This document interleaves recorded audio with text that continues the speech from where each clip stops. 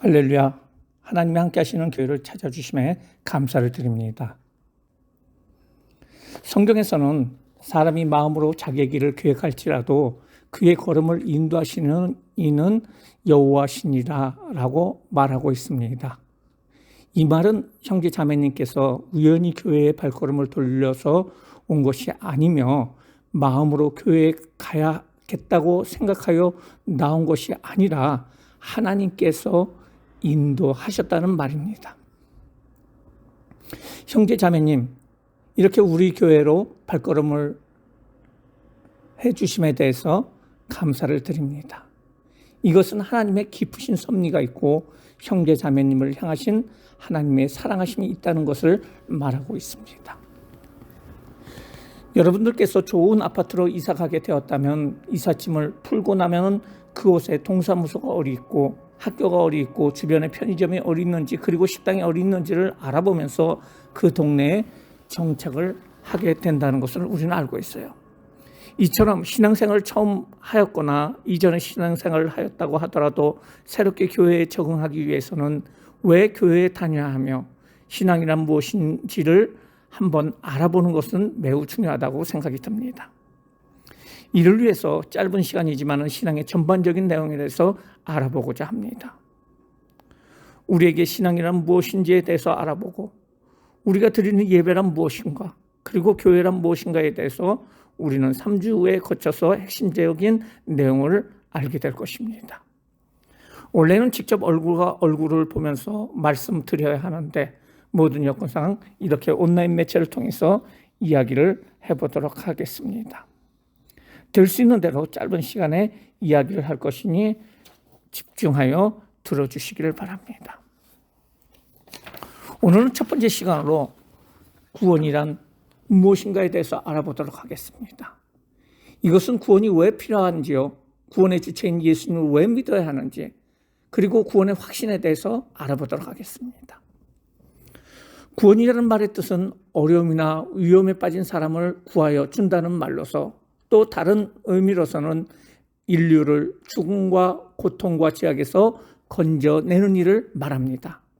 옛날에 만화책이나 TV나 영화에 나오는 독수리 오형제라든지 슈퍼맨이라든지 배트맨이라든지 이런 캐릭터는 어려움에 빠진 사람이나 인류를 그 한 사람이 구원한다는 스토리로 나오는 그 인물입니다. 사람들은 신체적인 약함이나 물질의 어려움이나 정신적인 어려움으로 스트레스를 받고 고민하기도 합니다. 이것은 사람마다 다 틀립니다. 건강한 사람도 있고 병든 사람도 있고 부자도 있고 빈곤한 사람도 있고 정신적으로 건강한 사람이 있는가 하면 깊은 고독과 정신적인 어려움의 고통을 받는 사람도 있습니다. 하지만 모든 인류에게는 공통적으로 영적인 치명적인 어려움이 있습니다. 이것은 부자이건 건강한 사람이건 행복한 사람이건 건전한 사람이건 다 영적으로 가지고 있는 거예요. 모두가 가지고 있는 것입니다.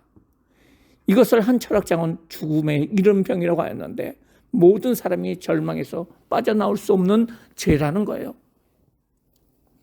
어떤 사람이든지 나는 죄가 없다라고 떳떳하게 말할 수 있는 사람은 아무도 없습니다.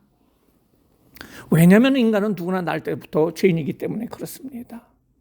그래서 성경 인물 중에 다윗이라는 사람은 고백하기를 나는 죄인 중에서 출생하였으며 어머니가 죄 중에서 나를 잉태하였다라고 고백을 했습니다.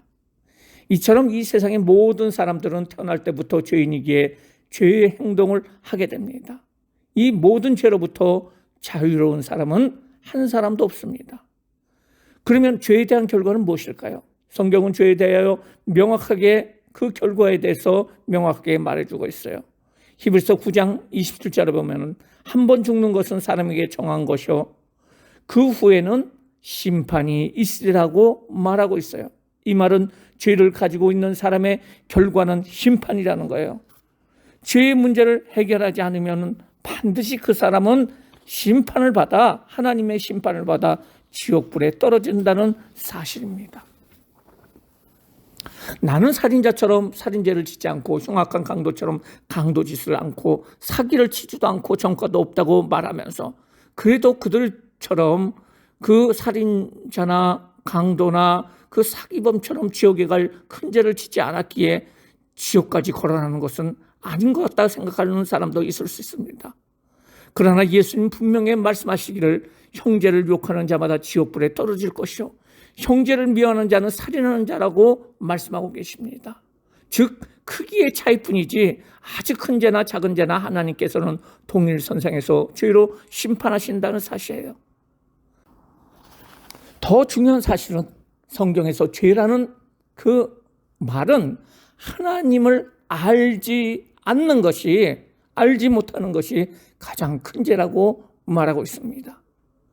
그러기에 로마서 3장 23절에 모든 사람이 죄를 지었음에 하나님의 영광에 이르지 못하였다라고 말하고 있어요. 그렇습니다. 사람에게는 구원이 필요한데 그 이유는 모든 사람이 죄인이기 때문에 그렇습니다. 그리고 사람은 누구나 죽으며 한 번 죽고 난 후에는 심판이 있다는 것이에요. 사람들은 이런 죄의 문제를 해결하기 위해서 많은 착한 일을 행합니다. 어려운 사람을 돕는 일과 선한 일을 행함으로 자신이 선한 사람이 되는 것이 구원을 받는 일이라고 생각하며 전념을 하기도 합니다. 하지만 착한 일을 하는 일은 아주 좋은 일이지만 구원까지는 미치지 못합니다. 또한 학문으로 인류에게 좋은 영향력을 끼치는 것으로 구원받기를 원하는 사람들이 있습니다. 그래서 과학이나 예술이나 문학이나 노래나 연예인으로서 사람들을 기쁘게 하거나 큰 업적을 남길 수 있습니다. 하지만 이런 학문적 업적도 위대한 일이지만 하나님 앞에 이르는 구원에는 미치지 못합니다. 또한 종교적인 고행을 통해서 마음의 평안을 얻고 번뇌를 없애고 죄의 문제를 해결하고 합니다. 그래서 요가도 하기도 하고 108번 절을 하기도 하고 명상도 하기도 하지만은 그것으로는 조금 마음의 위안의 도취를 얻을 수 있을지라도 근본적으로 죄의 문제를 해결할 수 없습니다. 그렇습니다. 사람들의 노력으로 하는 모든 행위는 하나님 앞에 갈 수 없고 영적인 문제인 죄에 대한 직접적인 해결 방안이 아닙니다. 단지 인간적인 발버둥의 손짓밖에 되지 않는다는 것입니다. 천지를 만드시고 인간을 만드신 창조주 대신 하나님 앞에 나갈 때만이 사람이 죄의 문제를 해결받고 구원받게 되는데 그 길을 가기 위한 사람의 노력과 고행과 인내로서는 하나님의 구원에 이르지 못하게 됩니다. 예를 들어서 마치 물에 빠져 죽어가는 사람이 옆에 물에 빠져 죽어가는 사람을 물에서 구원 못하는 것처럼 인간이 만든 종교나 인간 스스로 다른 사람들을 뿐 아니라 자기 자신도 구원하지 못합니다. 물에 빠진 사람은 물 밖에서 땅에 있는 사람이 구면정을 던지거나 손을 내밀어 때 그 손을 붙잡을 때 살아날 수 있는 것처럼 사람으로는 안 되고 하나님의 은혜로만이 우리는 살아날 수 있는 것입니다. 그래서 하나님은 하나님의 아들이신 예수님을 육신을 입히셔서 이 땅에 보내주셨습니다. 이것이 바로 인류를 향한 구원의 손길을 내미셨다는 것이에요. 그래서 예수님께서 말씀하시기를 내가 곧 길이요 진리요 생명이니 나로 말미암지 않고는 아버지께로 올 자가 없느니라고 하셨어요. 이 말은 예수님께서 오직 하나님께로 나가는 하나의 길이며 진리며 생명이라는 말입니다. 예수님께서 구원의 일을 완성시키기 위해서 전 인류의 과거, 현재, 미래 사람들의 죄를 단번에 탕감해 주셨는데 이것은 죄 없으신 예수님이 가장 정확한 죄인의 모습으로 십자가에 죽으셨다는 거예요. 이를 통해서 모든 사람의 죄를 다 해결해 주셨고 다시 살아나심 즉 부활하심으로 온 인류에게 구원을 주셨다는 거예요. 요한복음 3장 16절 말씀에 보면은 하나님이 세상을 이처럼 사랑하사 독생자 예수님을 주셨으니 이는 그를 예수님을 믿는 자마다 멸망하지 않고 영생을 얻게 하려 하심이라. 전 인류를 위한 예수님의 놀라운 구원의 사건은 너무 중요하기 때문에 예수님의 탄생하신 그 해를 사람들이 다 기억하고 있습니다. 지금 몇 년도이죠? 2022년도, 2023년도라고 말하는 것은 무슨 의미입니까? 바로 예수님께서 탄생하신 지 2022년이 되었다는 말이에요. 2023년이 되었다는 말입니다. 그래서 AD 2022년, 2023년이라고 하는데 AD라는 말은 아너 도미노라는 말로서 예수 그리스도 이후라는 말이에요. BC라는 것은 비포 그리스도라고 해서 예수님 이전이라는 말입니다. 그래서 예수님의 구원을 인정하거나 인정하지 않거나 모든 세계 사람들은 예수님의 구원을 말하고 있는 것입니다. 이처럼 예수님께서 인류를 위해서 행하신 구원은 너무너무 중요한 사건입니다. 그런데 중요한 사실은 예수님의 구원이 우리에게 미쳐야 한다는 것이에요. 여기에 아주 귀한 약이 있다고 가정합시다.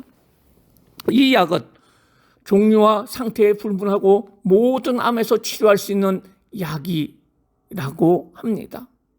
생명이 열흘밖에 남지 않은 말기암 환자에게 이 약이 전해졌습니다. 이 환자는 이 약의 효능이 있고 분명히 먹으면 낫는다는 사실을 여러 가지 임상 실험으로 확인되었다는 그 사실을 압니다. 그리고 이런 약이 있어 하고 감탄을 합니다. 그런데 이 환자가 자기 의지로 이 약을 먹지 않으면서 이 병에서 살아날 수 있을까요? 아무리 좋은 특효약이라고 하더라도 그는 죽게 될 것입니다. 오직 이 약을 먹어야만 생명을 얻고 구원을 얻게 됩니다. 살 수 있게 됩니다.